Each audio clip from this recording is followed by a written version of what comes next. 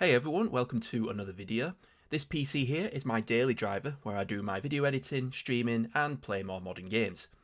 I will put the full spec list in the description as the objective of this video will be about upgrading the Ryzen 7 2700X to a Ryzen 5 5600X and seeing what kind of performance boost we will see.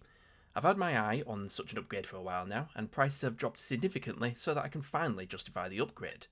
For comparison, the 2700X was launched in April 2018, has a base speed of 3.7 GHz and boost speed of 4.35 GHz, while the 5600X was launched in November 2020, also has a base speed of 3.7 GHz but has a boost speed of 4.6 GHz.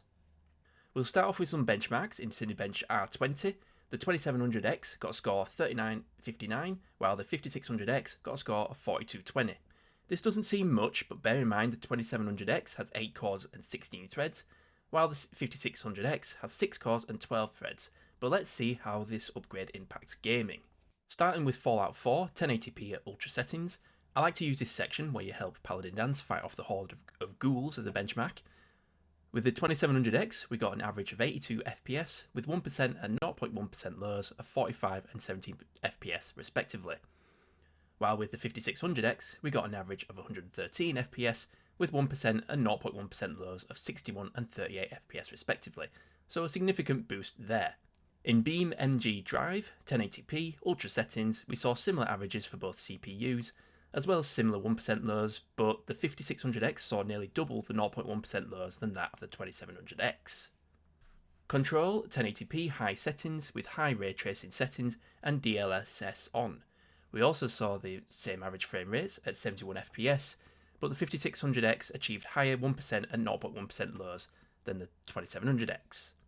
Doom Eternal 1080p Ultra Nightmare settings with ray tracing on and no DLSS. This is a very well optimised game, so it's no surprise we saw similar figures for both CPUs. That said, the 5600X still got higher figures across the board than the 2700X. In Cyberpunk 2077's in-game benchmark, running at 1080p ultra settings with no ray tracing, we got a similar average frame rate for both CPUs, but the 0.1% low is where we see the biggest jump for the 5600X, so expect less frame drops when playing the actual game. And finally, Grid 2019, 1080p ultra high settings, the 5600X got higher figures across the board than the 2700X, but the difference wasn't really all that noticeable. So is the 5600X worth the upgrade from a 2700X? I'm going to say yes. For modern AAA titles, you're definitely going to notice less stutter, and in some cases, better frame rate averages too if you have a high refresh rate monitor.